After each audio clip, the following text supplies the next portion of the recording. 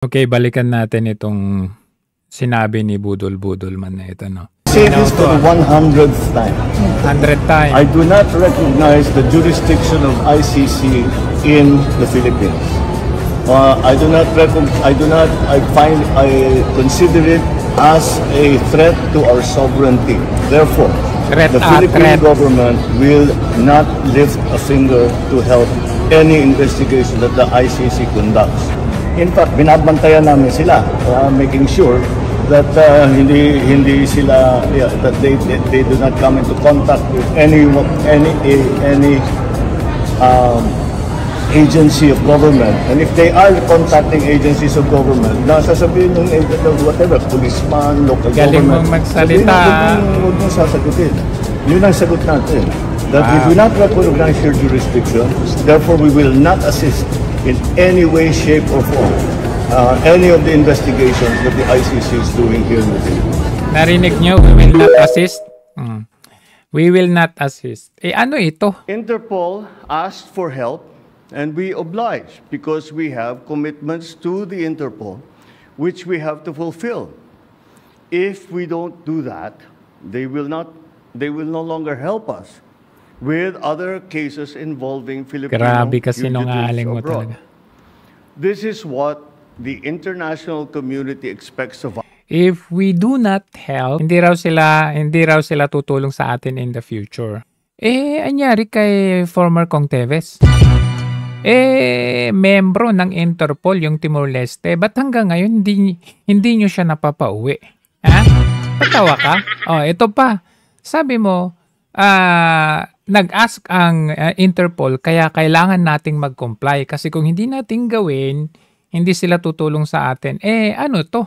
Ayan exposed by SAS. Tingnan natin. Nag-research si SAS. Sabi niya dito, Interpol. Ayan. Interpol cannot compel. Hindi nila tayo pwedeng pilitin. Ay, nako Diyos ko po. The law enforcement authorities in any country to arrest someone who is the subject of a red notice. Hindi naman pala tayo pwedeng pilitin. Marcos, anong sinasabi mo? We have to comply? So, nasa sa atin pa rin yun. The mere fact na ginawa nyo at pinilit ninyo at nagmamadali kayo, ikaw ang nasa likod nito. Marcos Budol Traidor Jr. Huliin nyo na lang, sasakay nyo na lang sa aeroplano, aalis na sa ating bansa. Diba? So, yung president, napaka-importante.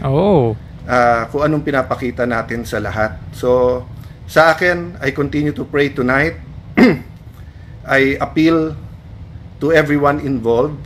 Sinabi natin sa lahat, mahinahon, wag mapusok ang damdamin. Pero hindi ibig sabihin na... Nagsisigaw si Tory dun kahapon, kagabi. Kala mo kung sino, hindi man lang nirespeto yung former president, yung asawa, pati yung anak. Pabayaan na lang natin kung may injustice na nangyayari. So, yun ang challenge ko ngayon sa mga human rights advocates. Hindi ba? Wala. Ano ka ba? Kapag merong biktima ng drug addict, tahimik sila. Pero pag na-biktima na drug addict, ayan, nagsisigaw sila. Nung nasa DFA ako, kahit we disagree, pinaglalaban ko na makapagsalita kayo. Sa mga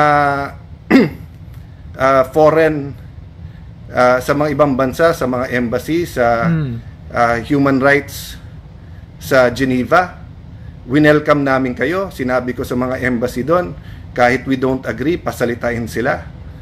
Di ba may due process? So, I understand na happy kayo na may warrant of arrest. Happy din kayo na makakasuhan and the former president will now have to face that. But hindi ba part of facing it is kompleto muna legal remedies niya ngayon? So, tinitignan ko walang mga human rights na nagsasabing tama yung warrant of arrest pero sandali lang, mali na, sinakay nyo na lang sa airplano at padadala nyo sa ibang bansa. Yung ang PNP, pagka may hinuli, di ba, na aktivista, sabay-sabay na lahat ng mga human rights activists na, kaya nga, ba't nyo hinuli, give them human rights kasi mga drug addict. Kailangan may abogado sila. Mga rapists, mga murderers. Kailangan due process, nabasahan sila and everything ganyan. No? So, Kanina, binasahan ng Miranda rights, may warrant of arrest, so okay yon. Pero yung isasakay mo sa aeroplano, anong korte sa Pilipinas ang nag-order nun? Diba? So, fellow lawyers, it doesn't matter if we're pro-admin, pro-Duterte, neutral, etc. Tama. Ang pinag-uusapan na dito, ano yung batas ng Pilipinas. And ako personally, I'm so uncomfortable. I'm much more than that, but I'm just trying to maintain my cool na pwede talagang a foreign court will order tapos arestuhin mo dito. Sige, sabihin mo pwede yon, but hindi ka pwedeng pumunta ng korte at hindi pwedeng i-sort out muna ng korte yon. Bigla mo na lang isasakay sa aeroplano. No wonder si Kitty sabi niya, this is the plane na kinidnap yung yung tatay ko, di ba? Pag sinabi mong kidnap, I'm not talking about the legal term, yung colloquial term, no? Yung ordinary meaning ng Pilipino. Kapag ka may legal authority ka na kunin yung isang tao, hindi kidnapping yon, di ba? So, maa-argue na kailangan arestuhin kasi nga, yun ang interpretasyon ng gobyerno natin ngayon, tapos whether sa krame or kung saan man siya i-detain, di ba? Pero, yung hindi mo binigyan ng 24 hours yung kanyang mga legal counsel na wala, nagmamadaling questioning sa korte. So, no wonder yung bata, kidnapping ang tawag. And I think many Filipinos will interpret it that way, no? Of course. So, hindi ako pwedeng hindi magsalita kasi parati namin sinasabi Abay, sa salamat show, naman kahit papaano, bumawi ka. Oo. kay Tano in Action with Boy Abunda, na yung tama, tama. Yun din ang turo ng tatay ko, yung tama, tama. Yun din ang nasa Biblia, kung anong tama ay tama. So I don't feel that I have to speak on all legal issues, and I really try to be supportive of each and every administration because I know mahirap maging nasa administrasyon, di ba? But at saka napakahirap po i-defend yung hindi natin kasundo, hindi natin kabate, yung lalo kung parati ka in-Alaska and everything. But ano ba yung bare minimum, di ba? Yung bare minimum is yung karapatan nung kalaban mo respetuhin at may karapatan siyang tumakbo sa korte. Naging double standard there, na yung mga naging double standard na yung mga dilawan to mga human rights advocate kuno. Ngayon tahimik sila. Alam naman nila na merong paglabag dito. Meron ngayong yung ABS-CBN. Ito galit ito kay Duterte noon. Ewan ko baka hanggang ngayon galit pa. ABS-CBN to na reporter. Galit nung pinasara ni Duterte yung ABS-CBN. Pero anong sabi niya? Ito si Justin Manansala. Anong sabi niya? Today, once again we are divided. Today, we grieve for a leader who, despite his flaws, brought significant change to our country. Isa ako sa mga affected ng closure of ABS-CBN in 2020. I was furious at FPRRD for what I saw as an attack on press freedom, on democracy itself. But today, as the table turned, am I celebrating? No. Am I rejoicing that he now faces the very justice system he once defied? No. This is not about defending Duterte. It is about demanding fairness, about questioning a system. This is a wake-up call. We cannot let history repeat itself. Tatay niya ba? We cannot let the future of our country is in our hands, and it starts with making informed, wise choices. Don't vote out our anger. Don't vote out of blind loyalty. Vote for leaders who will uphold justice for all, not just when it serves their interest. Grabe. Nakita niyo? So, pinaliwanag din ni SAS, no? Yung paano na-violate yung ginawa nilang pag-warrant of arrest kay Tatay Digong. Inaresto nila si Digong. Dinala saan? Dinala si Digong pagka-aresto. Saan? Saan dinala? Villamor Air Base. Saan dinala si Digong? Dinala. Hindi ba sa Villamor Air Base? Dinala si Digong nung inaresto siya by virtue of arrest warrant ng ICC. Dinala siya sa Villamor Air Base. Tapos nandun si Torres, binabasa-basahan pa niya ng right si Digong. Tapos si Digong ay isinakay sa aeroplano. May ICC arrest warrant daw. Kinuha si Duterte, dinala sa Villamor Air Base. That's a fact. Nakita niyo yung lahat. Ano ang arrest proceedings ng ICC? Tignan Makinig ka, natin. Enrile, itong international law. Enrile, itong international law. Makinig katanda. Article 59 ng ICC. So, assuming for the sake of argument na ang Pilipinas ay under sa jurisdiction ng ICC, meron pong arrest proceedings ang ICC. Ano ito? Bongbong, wag puro singhot. Goy. A state party which has received a request for provisional arrest or for arrest and surrender shall immediately take steps to arrest the person in question. Ano ibig sabihin yan? Pag naka-receive ka, arrestin mo kagad. Correct. Sabihin natin, correct yung ginawa nila. Inaresto nila. Nakatanggap sila ng warrant of arrest, inaresto nila. Pero may next step, mga friends. May next step pag inaresto mo. Ano ang step 2? Step 2. A person arrested shall be brought promptly before the competent judicial authority in the custodial state. Agoy. Which shall determine in accordance with the law of the state that 1. A. Warrant applies to the person. 2. The person has been arrested in accordance with the proper process. And C. The person... Ano yung custodial state? Hindi ba? Yung Pilipinas yun? Person's right have been respected. Step 2 pa lang tayo. Anong sabi nito? Tatagalogin ko. Tagalogin mo. Pag ikaw ay inaresto, anong dapat ang gagawin sa'yo ng arresting officer? Dadalin ka sa harapan ng competent judicial authority. Ibig sabihin, si Digong dapat dinala saan? Sa hukuman ng Pilipinas. Sa harapan ng hukuman ng Pilipinas. Pero anong ginawa nila? Sa kanila dinala si Digong? Sa Villamor Air Base. Kailan naman naging korte ang Villamor Air Base? Napakalinaw dito, mga talaga nga kasi yung plano talaga nila ilipad na agad. Oo, kasi alam nila na magfa-file tayo ng petition or TRO sa Korte Suprema. Kaya nagmamadali. Nakita ninyo yung part na sinasaway nila Kitty at saka si Ma'am Hanilet, yung mga kapulisan. Ay may sinasabi si Ma'am Hanilet, nakita nyo tumingin si Torres sa kanyang relo kasi meron silang sinusundan na time. Yun. Engot kayo. ICC law ito ang ICC procedure. Ito yung pinagmamalaki ninyo, violate nyo yung law. Number 1 violation. Hindi nyo dinala si Digong sa harapan ng competent judicial authority. Yung competent judicial authority na yun, which is ang ating korte, dapat ididetermina ng competent judicial authority ng Pilipinas na 1, na ang warrant ay nag-a-apply kay Duterte, and number 2, na yung naaresto si Duterte has been accordance with the proper process. Was it proper process? Hindi mo dinala sa harapan ng competent judicial authority. At saka, nung hinold nila mismo doon sa loob pa lang ng airport, wala silang naipakitang warrant of arrest.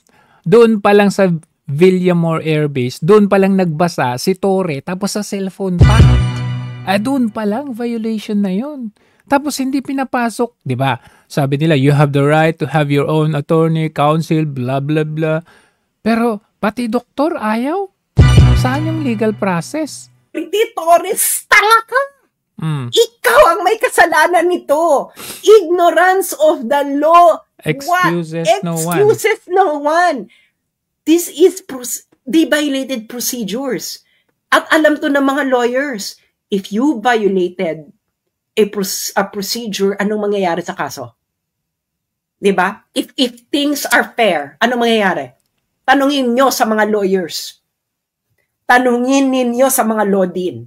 Next. Kung sinabi kong sila na sa Pilipinas, ididetermina pa ng korte ng bases. At number 3, na ang rights ng arrested ni Duterte ay dapat respected. Ididetermine na pa yun ng court. Anong ginawa nila? Pinakain nga lang daw ng ano ba yun?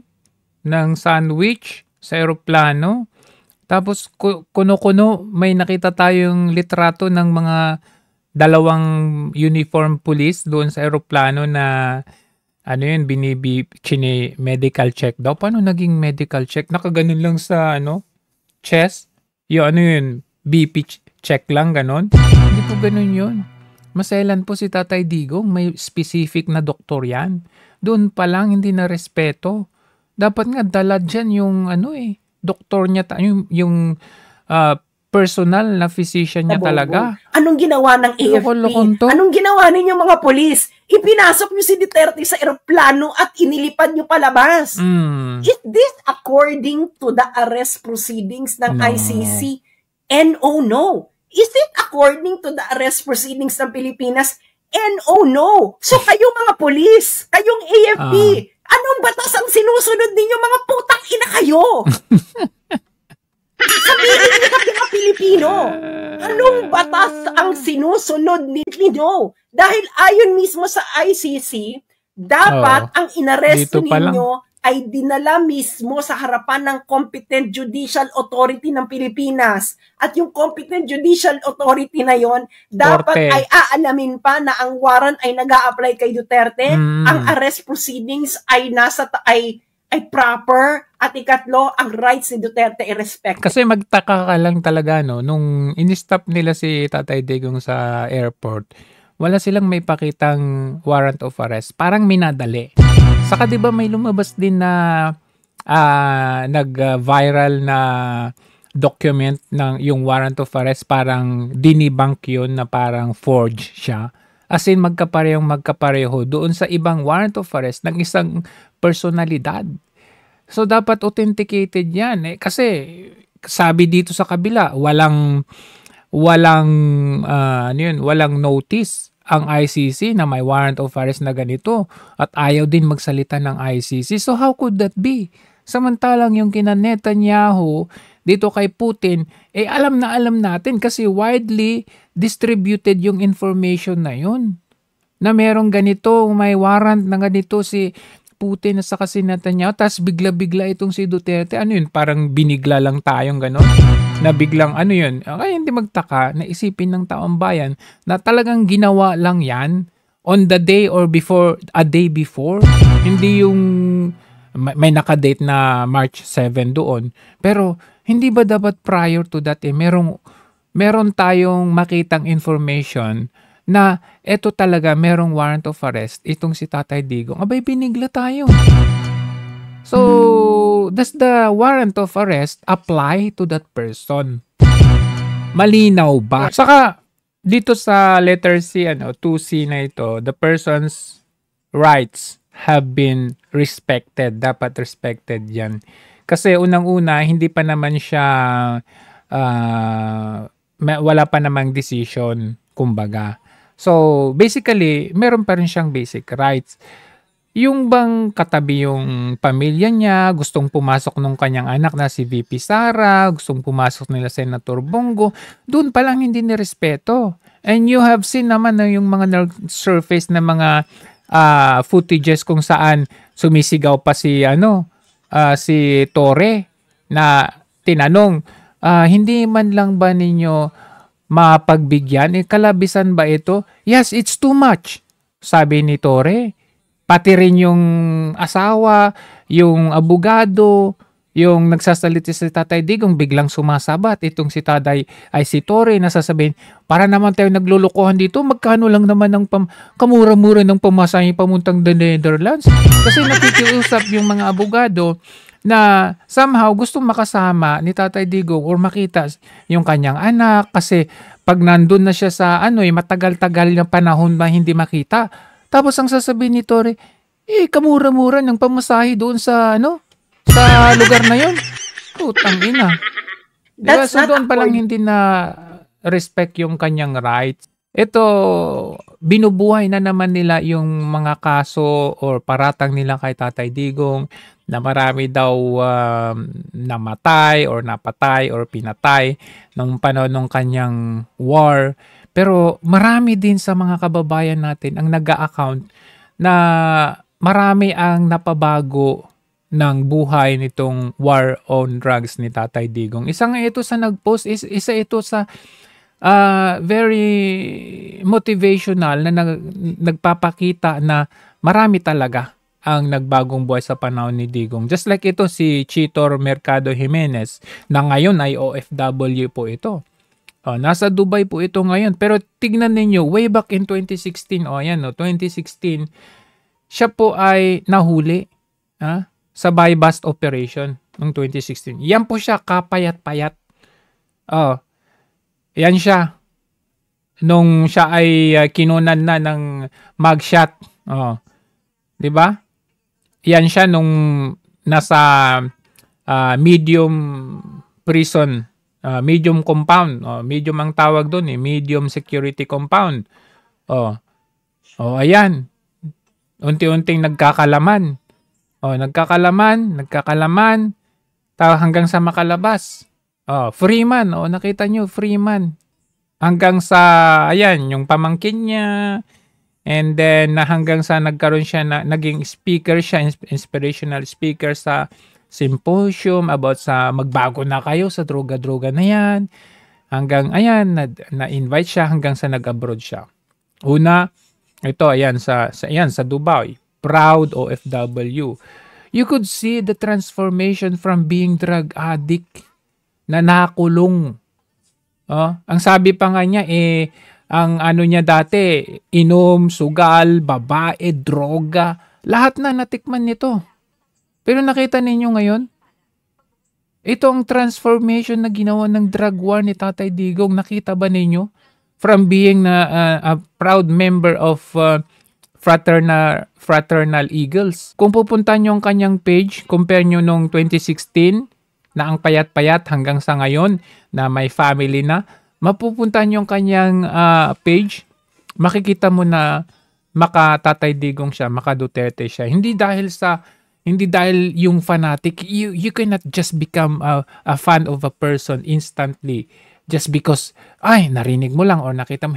Ito, buhay na patunay na danas ng kanyang sarili from being in that dark spot na nahuli, nakulong, nagbago, nakita ang word of the Lord hanggang OFW. I mean, yan ang dapat tinitignan natin. Hindi yung sasabihin, ito, panay kayo Kian. Hindi natin inaano yung pagkamatay ni Kian. Pero nakita ninyo nung 2016, nakipag-meet si Tatay Digong kay sa parents ni Kian de los Santos at sabi niya, I will vow down to give justice sa pagkamatay ng anak ninyo. At tinupad niya yun. Nakulong. Yung pumatay sa kanya. Alam nyo kasi ako paulit-ulit kong sinasabi. Ako kasi ito kasi ang alam kong nangyari kay Kian. 'Di ba? Ang story nga dito kay Kian is meron siyang tindahan. Okay? So yung tindahan niya yun, bagsakan ng droga yan. Bagsakan ng seller at ng buyer. Pupunta yung seller, okay? Iiwan yung droga doon, darating yung buyer, iiwan ng buyer yung bayad, babalik yung seller, kukunin yung bayad. Dumating yung panahon ni Tatay Digong, drug war na yan. So anong nangyari? May Operation Tokhang tayo. Yung may intelligence ng ating mga kapulisan, inaalam-alam kung sino ba dito yung drug addict, kung sino dito yung drug lord na possible na alam ninyo. So may posibilidad na itong si Kian merong mataas na opisyal na may hawak sa kanya. Kasi syempre, ikaw ba naman bagsakan ng So, may posibilidad na baka ito ay kakanta kaya nila itinumba. Di ba nga't binigyan ng hustisya ito at yung pumatay nga sa kanya pumatay sa kanya, nakapulisan, nakakulong. 40 years in prison. Tapos ngayon, kinukuha na naman tong mga dilaw na to, nakasama ni Marcos Jr. ngayon, using that as an evidence kuno para kasuhan si Tatay Digong. May balita sa Japan kasi may nakita akong nagsusurface na picture na nagva-viral na pati daw yung Japan nakikisimpatya. I don't know how how true is that, no? Yung picture na nakalagay yung Tatay Digong, ano, I don't know kung totoo yun. But meron ako nakitang balita na dito sa NHK World Japan, ito ay mainstream media sa Japan. Nakita nyo naman. Panoorin ninyo at ano masabi ninyo dito. Rina Del Mundo Monte joins us live from Manila. She's outside the military base where Duterte is being held. Celerina, can you tell us a little more about the timing? After all, authorities in The Hague have been pursuing Duterte for quite some time now.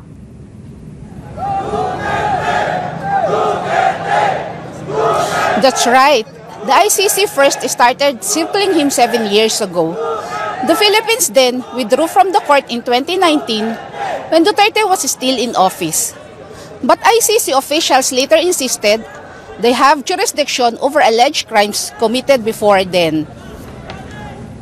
Nung una kong pinapanood to akala ko mainstream media to, baka ano na naman to, baka bias na naman to. Pero nung nakita ko yung paano sagutin And is Duterte's arrest politically motivated? Yung tanong, politically motivated ba to? Supposedly, di ba kung bias ka hindi to politically motivated ito, pero tingnan yung sagot. Possibly yes. Possibly, His daughter, Sara Duterte, currently serves as vice president and she likely wants to lead the Philippines in a few years' time. But she and current President Ferdinand Marcos Jr. do not get along. She's set to face an impeachment trial in the Senate as early as this June. And the outcome depends on how many seats her camp can win during a Senate election the month before. So would a guilty verdict leave her leadership ambitions on the ropes? Yes, in fact, she would be unable to run for president. So it's easy to see why the Marcos administration may be keen to cooperate with the ICC. Nako. Ito, TikTok vlogger daw ito content creator. Tapos, ewan ko, meron siyang parang, ang dating meron siyang in-interview na kababayan natin. And nakita ko na somehow, nakikita niyo yung bigger picture or yung hidden picture sa Philippine politics. Kasi nga sabi niya sa Western, they are being blinded by this mainstream media of what is the real story sa Pilipinas. Tingnan natin. Absolutely beautiful. Thank you so much for being here. And we will do everything we can to be the voice from 10,000 miles away. Thank you. See what we can do to help you guys out, okay? Thank you, sir. Thank you, sir. Thank you, Sheena. God bless you, sir. You too. Yeah, I don't know. You know.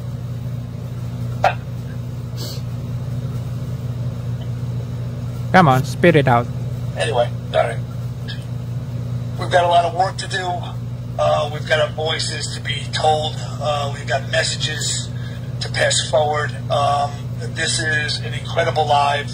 I'm going to stay here until my battery dies out and continue to be the voice here to the White House, here to Washington, here to the United States of America. Let Philippines hear our voice. Let all of Indonesia hear our messages and hear our strength, that this is an atrocity. This is political. I believe that. I believe today that this is a political warfare, propaganda, and a kidnapping. I don't believe it's an arrest. I don't believe it's an illegal arrest. I am absolutely blown away by the comments, the support, the love that you guys are showing towards this man that have never ever been exposed here in the United States of America. Yun na nga All we heard is that this is a monster. Mas. All we heard that this is not a friend of the Philippines. All mainstream media has always told us that he doesn't care about his people and his people don't care about him. That he takes the lives hundreds of thousands, if not millions, of lives of innocent people and countrymen of the Philippines, and that it is justified that this man is arrested for war crimes against humanity. What we know now is that he is a diabetic. What we're hearing now is that he needs insulin. What we are hearing now is that there is no insulin to give him, and that his blood sugars is running low.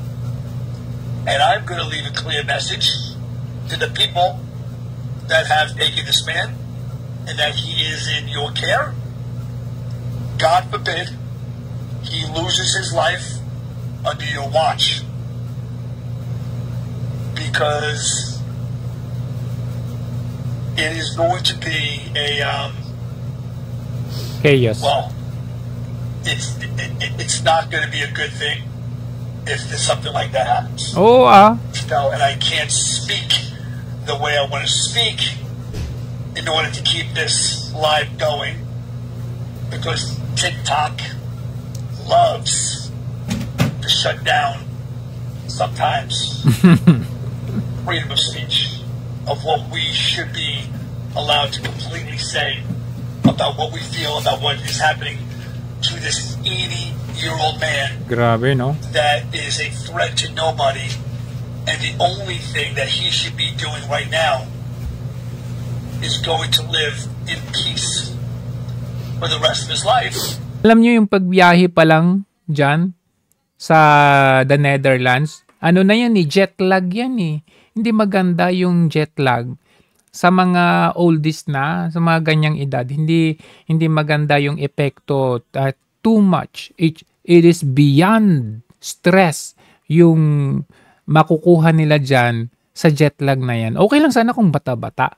Diba? Kasi kaya nating mag-adapt bata-bata pa Pero pag matanda na, hindi niya deserve, sa totoo lang. I mean, we would understand easier, mas madali naming matanggap at maintindihan kung ito po ay nangyayari sa Philippine court, hindi po sa banyaga na ganito. Grabe. What looks like to me by the comments that are coming in is that he should be raised, not arrested.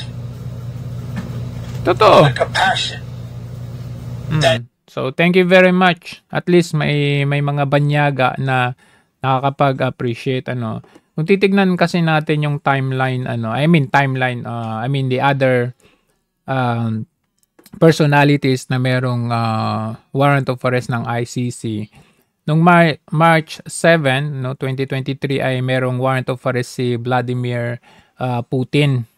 Pero ayan, war crimes against humanity and genocide pa yan. Matitindi pa yan. Kasi si Tatay Digong, crimes against humanity lang Pero, since walang ICC jurisdiction sa Russia at si Putin ang president, hindi siya na-aresto or hindi siya maaari-aresto kasi siya yung president November 21, 2024, ICC issued arrest naman kay Netanyahu, na Prime Minister ng Israel. War crimes, crimes against humanity, walang genocide. Pero wala ding jurisdiction yung ICC. At siya yung Prime Minister o siya yung leader. So, hindi siya arrested. Bakit? Siya yung leader Diba? March 11, 2025, biglaan, ICC issued an arrest warrant for Rodrigo Duterte, war crimes. Yan. Hindi binanggit dito na hindi rin wala ding ICC jurisdiction. Hindi binanggit dito. President Duterte was arrested because the Philippines permitted it. Hindi naman si Tatay Digong ang presidente. So, sino yung presidente? Hindi ito mangyayari kasi unang-una, walang jurisdiction. Okay? Pangalawa, hindi siya yung president. So, dahil hindi siya yung president, hindi ito magagawa ng bansa. Hindi basta-basta magagawa kung walang cooperation ang isang bansa. As a sovereign state, the Philippines is not subject to ICC's control unless its current president allows cooperation, which nangyari. Okay? As demonstrated when President Marcos permitted the PNP to enforce the arrest warrant na hindi naman tayo member at idinaan kuno sa sinasabi nilang Interpol. Regardless, parehas pa rin ang guideline ng ICC at ng Interpol na kapag hindi gumawa ng hakbang ang country, ang host country, walang magagawa yung ICC at walang magagawa yung Interpol. Kaya kasinungalingan ang sinasabi ni Marcos na traidor na we have to comply with Interpol. Otherwise, kapag hindi natin ginawa, hindi sila tutulong in the future. Sinungaling ka. So, let's have an update with Tatay Digong. Currently, tignan natin dito sa flight radar natin, siya po ay ilang oras pa? Meron pang 3 oras, 3 hours and 37 minutes bago makarating sa Dahig. So, tignan natin ang 3D view ni Tatay Digong. Ayan. Madilim-dilim na. Ito po yung eroplano nila. Ayan, ito po yung eroplano. Kita nyo naman, gumagalaw yan. Oh. Parang hindi gumagalaw pero gumagalaw yan. Ayan. Saan ba yung zoom nito? Tingnan natin yung cockpit view. Ayan yung cockpit view. Cockpit view. Ayan. Gumagalaw ba? I-zoom natin. Ito yung eroplano ni Marcos Jr. na ginamit niya. Ginamit niya yung eroplano niya. Ayan, nasa kasalukuyang anong altitude ba tayo? Ginamit yung kanyang eroplanong kasangkapan para ipatupad yung kanyang kagustuhan na paarestuhin si Tatay Digong. So currently, nasa anong altitude sila? Nasang altitude? Ayan, 43,000 feet. Nasa 43,000 feet sila. And yung ground speed niya. 446 knots. Ayan. So, kasalukuyan, ang nagtatrack sa kanya, ang dami nakatrack sa kanya, 9,230 live worldwide. Number 1 sa worldwide. Talagang inaabangan na. Ayan. So, currently, 3 hours pa. 3 hours and 30 minutes or 37 minutes bago makarating sa Rotterdam, sa the Netherlands. Ayan.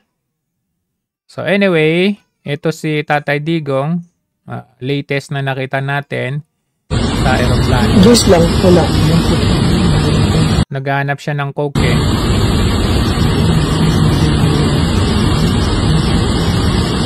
Ito, makikita nyo, baon pa Dala-dalang baon kasi nakalagay sa container Naghahanap siya ng coke dito Huwag nyo nang bigyan ng coke. May coke. May coke. Ano yun, nagparinig ka ba? Pinaparinggan mo ba si Bangag yan? May coke. Just lang, wala. May katabi ka na ngang tubig tapos naghanap ka pa ng coke? May coke daw. Nakita ninyo yung grabe, no? Sobrang na, hindi kayo naaawa dito sa mamang ito. Sa totoo lang. Alam nyo, merong isang pulis na nag-retire na lang, nag-resign na lang sa pagka-pulis dahil hindi na niya maatim. Tinaas kasi yung sahod dinoble yung sahod, dublado yung sahod ng mga kapulisan, mga kasundaluhan. Iniangat niya yung imahe ng mga kapulisan. Alam niyo ba nung time ni PRRD, yung mga tao, kasi before, wala na ang baba ang tingin ng mga tao sa kapulisan kasi nakakatakot sila. Lagi silang nai-involve sa hold up, yung mga ganon.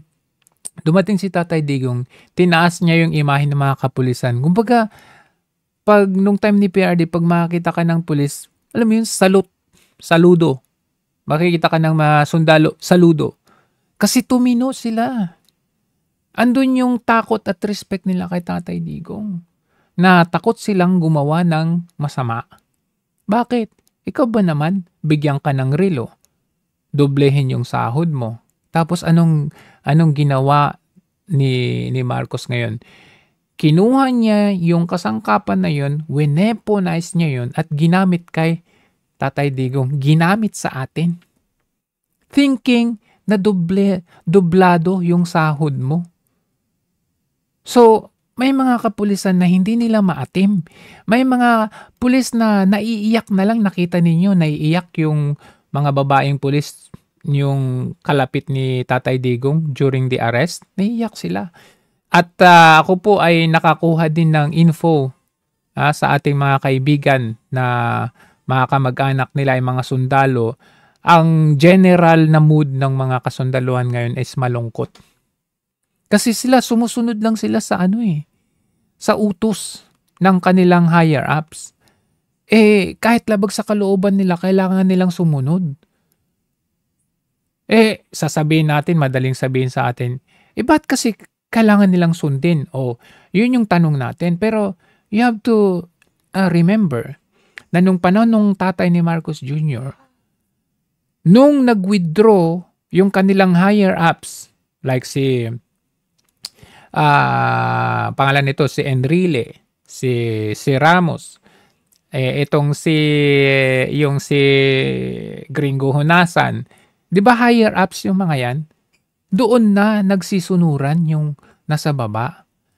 Pero hanggat sa tingin ko walang nasa higher ups ang magwi-withdraw against the government, medyo mahirap talaga kasi kita nyo nga mismong former president binabastos na hindi na nire-recognize or at least man lang respeto ba bilang tao kumbaga. Yung vice president hindi nila pinapasok. Asan yung karapatan natin? Yung senador hindi nila pinapasok. Asan yung karapatan natin?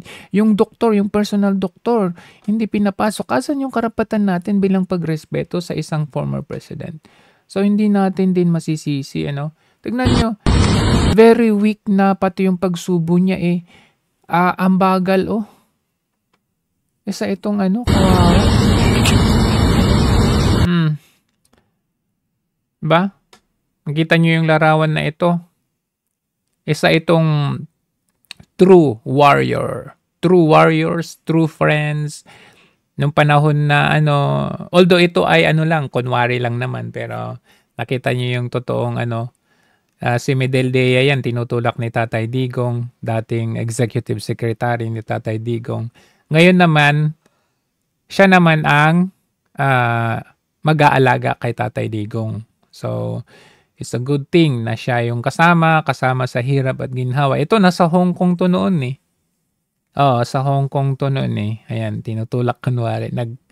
Nagbibiruan sila. So, ngayon, magkasama, through thick and thin, yung true friend, totoong tao na sinasabi nila. Anyway, hinahanap kasi nila si Senator Bato, Ito, nagsalita si Senator Bato ay willing naman daw siyang samahan si Tatay Digong. Sabi niya, if all legal remedies are exhausted and still justice is to no avail, which is most likely that's gonna happen kasi yung TRO na lumabas ngayon sa Supreme Court, kulang daw. Failed to provide sufficient, parang ganon. Pero may pahabol naman ang Korte Suprema na pinasasagot yung mga respondents na sila Torre, sila Bersamin, sino pa yung isa, si Marbil, ayan, pinasasagot nila within 10 days. Pero 10 days, si Romualdez, di ba pinasasagot doon sa isinampa sa kanila, within 10 days pinasasagot. Pero yung recent development at update ng Korte Suprema ay parang ibinasura. So, parang ganun din patungo Then I don't want my family to suffer from cops looking for a heartbeat. Sabi niya, I am ready to join the old man hoping that they would allow me to take care of him. That's very sweet of you, Senator Bato. Yan. Coming out and defending Syempre, siya nung panahon na actually, maraming natulungan si Tatay Digong not only on government level but also on a personal level. I mean, public service yung ginagawa ni Tatay Digong, pero paano ka hindi magiging personal na mag-appreciate sa isang tao kung may deep impact sa buhay mo? Kagaya yung in-example natin kanina na dating drug addict, ngayon ay OFW, proud OFW.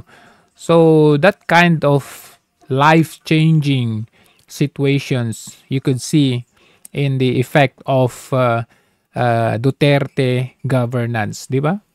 So update natin, si VP Sara ay nasa Dubai, currently nasa Dubai, and is about to board the plane. Baka nag-board na nga ngayon kasi ito 1 hour ago. Nag-board na ngayon papuntang the Netherlands naman.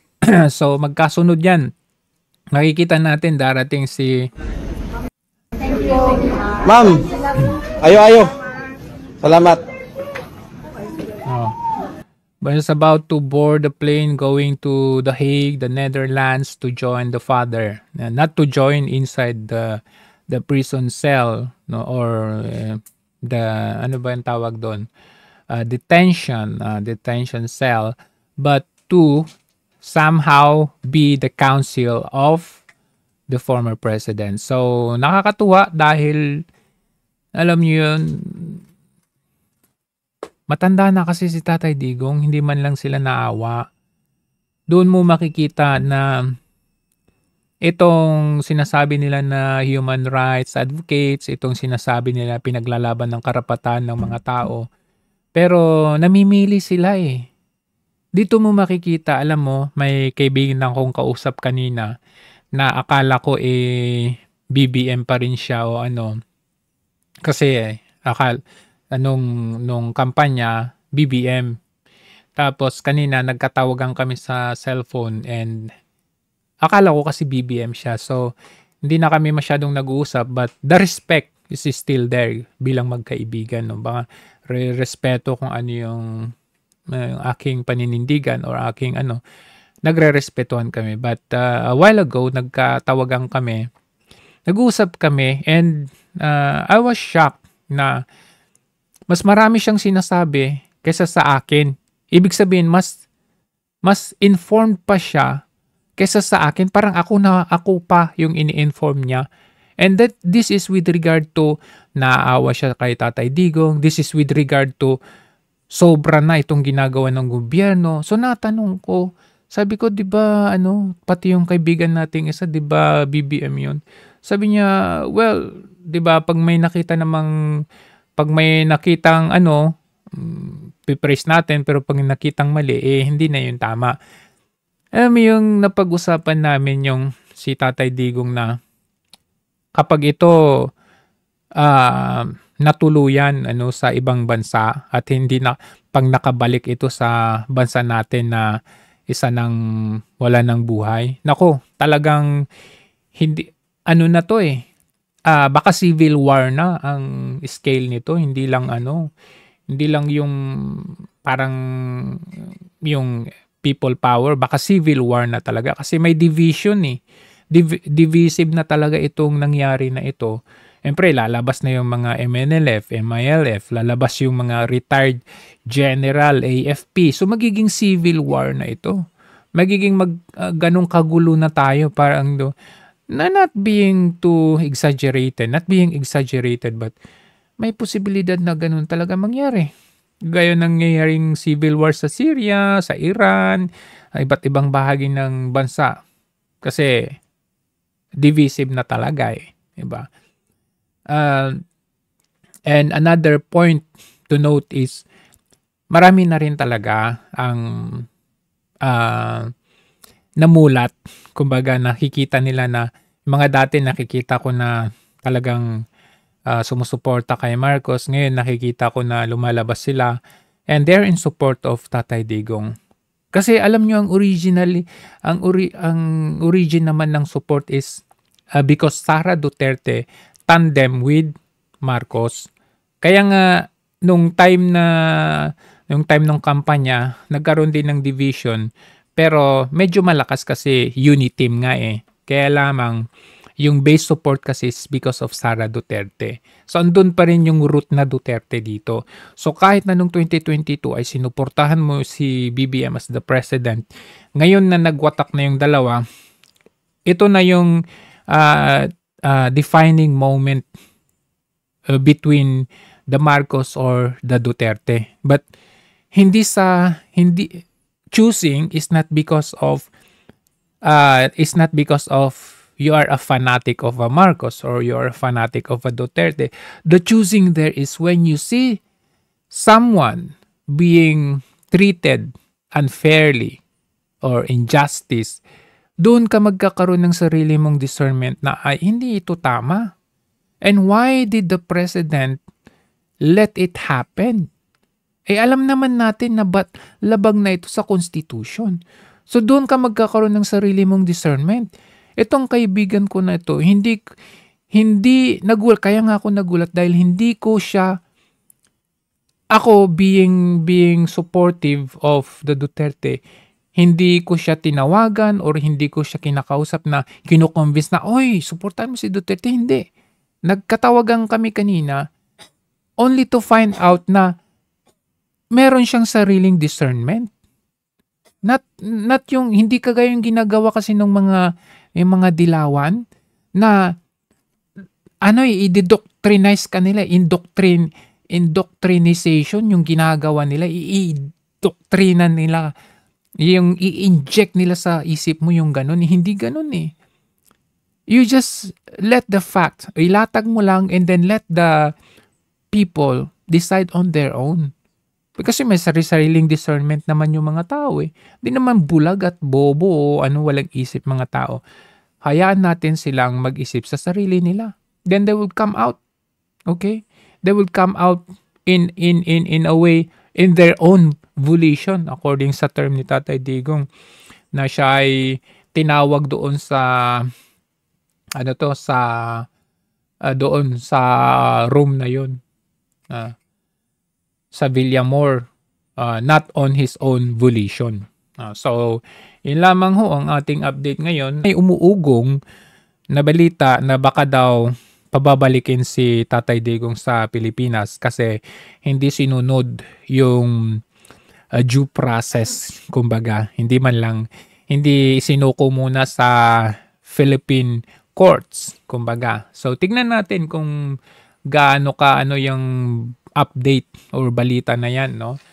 At si Marcos, sinasabi natin nasa likod nito, if we try to base it on the Interpol guideline wherein hindi naman pwede mapilit ng Interpol ang isang host country kung ayaw nilang gawin o ayaw nilang makipag-cooperate. Ganun lang naman yun eh. Just like what happened to Kong Teves. Bakit hanggang ngayon bakit hindi mapauwi ng Pilipinas si Kong Teves nasa Timor-Leste na member naman ng Interpol? Taliwas doon sa sinasabi ni Marcos na kailangan natin mag-comply sa Interpol para pag meron tayong favor, itutulungan tayo bakit hindi kayo na tinulungan dyan kay Kong Teves? Diba? At bakit hindi nyo mahanap-hanap kung saan si Attorney Harry Roque ngayon? Anong lugar siya ngayon? Diba? So, si VP Sara to the rescue, papunta naman sa The Hague. Hanggang sa muli, maraming salamat sa inyo lahat.